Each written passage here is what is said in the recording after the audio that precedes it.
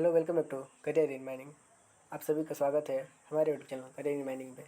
आपको यहाँ डीजी में संबंधित सारे एमसीक्यूज़ कराए जा रहे हैं।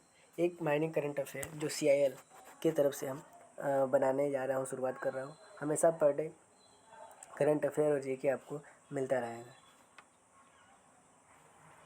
तो चलिए अभी तक का हम देखते हैं कि क्या आपका करंट अफेयर है।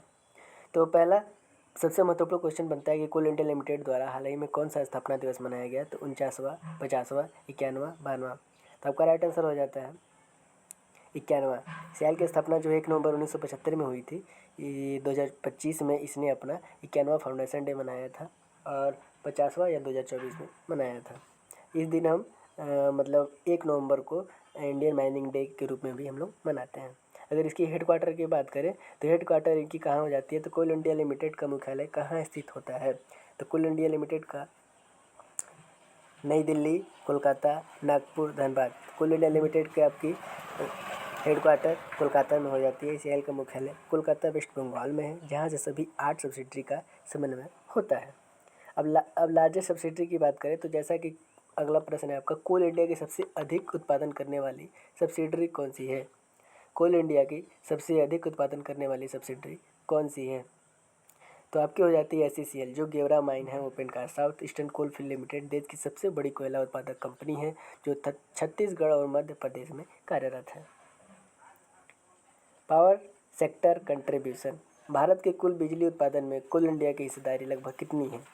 25%, 50%, 70%, 80%। तो आपका कुल 70% इंडिया में कंट्रीब्यूशन होता है कोल का और कोल इंडिया लिमिटेड का। सीआईएल का कोयला देश के लगभग 70% थर्मल पावर जनरेशन को ईंधन देता है। CMPDI, central mine planning design and institute, coal India की सब्सिडरी सीएमपीडीआई का मुख्य कार्य क्या है। तो किसी भी कोयला विपणन, सर्वेक्षण एवं खनन योजना या बिजली उत्पादन परिवहन। तो राइट आंसर हो जाता है बी, सर्वेक्षण एवं खनन योजना के लिए central mine planning and design institute भू सर्वेक्षण, ड्रिलिंग, पर्यावरणीय अध्ययन और खनन डिजाइन के लिए कार्य करता है।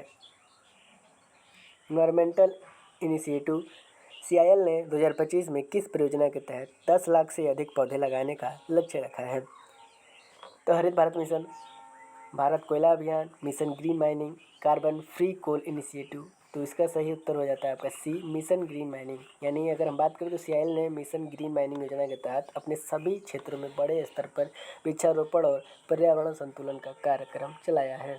डब्ल्यूसीएल इनिशिएटिव के बेस पर अगर हम करंट अफेयर या जीके देखें तो डब्ल्यूसीएल वेस्टर्न कोलफील्ड लिमिटेड हाल ही में किस राज्य में इको टूरिज्म पार्क विकसित किया है। महाराष्ट्र में किया है। डब्ल्यूसीएल नागपुर रीजन में पुराने खदानों क्षेत्रों को पर्यावरणीय रूप से पुनः विकसित कर इको टूरिज्म पार्क बनाया गया है। हम बता दें हर एक सब्सिडरी का आपको हेडक्वार्टर जानना जरूरी है, कब आपका स्थापना हुआ ये भी जानना जरूरी है। जैसे जीके में एक क्वेश्चन आता है कि मध्य प्रदेश और छत्तीसगढ़ को स्थापना दिवस कब है। तो 1 नवंबर ठीक है। तो छत्तीसगढ़ का आपका कितना हो जाता है और मध्य प्रदेश का। तो मध्य प्रदेश का स्थापना दिवस कब मनाया जाता है ये कमेंट करके बताइएगा। आपको साथ में current affair, GK, non tech लेके चलना पड़ेगा, ताकि किसी भी माइनिंग सरदार ओवरमैन, किसी भी कोल इंडिया एग्जाम में बैठने से पहले आपको नॉन टेक का जानकारी होना बहुत ज़रूरी है। एनसीएल नॉर्दर्न कोलफील्ड लिमिटेड ने हाल ही में किस ऐप के माध्यम से अपना कोयला डिस्पैच की निगरानी शुरू की है। तो एनसीएल कनेक्ट, यानी एनसीएल कनेक्ट ऐप से खदानें, लोडिंग पॉइंट, ट्रकों की रियल टाइम निगरानी की जा रही है, जिससे पारदर्शिता बढ़ी है।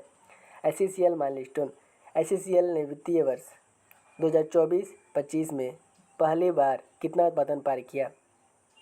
खनन प्रहरी ऐप के बारे में अगर आप जानते होंगे तो उसको कमेंट करके बताइएगा कि खनन प्रहरी ऐप किस लिए लॉन्च किया गया और किसके लिए उपयोग किया जाता है, और खनन प्रहरी किसके द्वारा लॉन्च किया गया है और क्यों। ओके, तो एससीसीएल का क्वेश्चन हो जाता है फाइनेंशियल ईयर 150 मिलियन टन से उत्पादन पार किया है South Eastern Coalfield Limited. CIL dividend, Coal India Limited ने फाइनेंशियल ईयर 2024-25 के लिए प्रति शेयर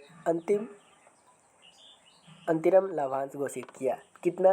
तो 20 रुपये, यानी सीआईएल ने 2024-25 में प्रति शेयर 20 रुपये का इंटरिम डिविडेंड घोषित किया, जिससे सरकार को भारी राजस्व प्राप्त हुआ। तदुतः मैं उम्मीद करता हूँ आपको ये पसंद आया हो। अगर आगे ऐसी कंटिन्यू रखना चाहते हैं तो शेयर और कमेंट करना ना भूलें, ताकि मैं ऐसे ही पर डे आपके लिए अच्छा अच्छा क्वेश्चन लाता रहूँ। Thank you so much.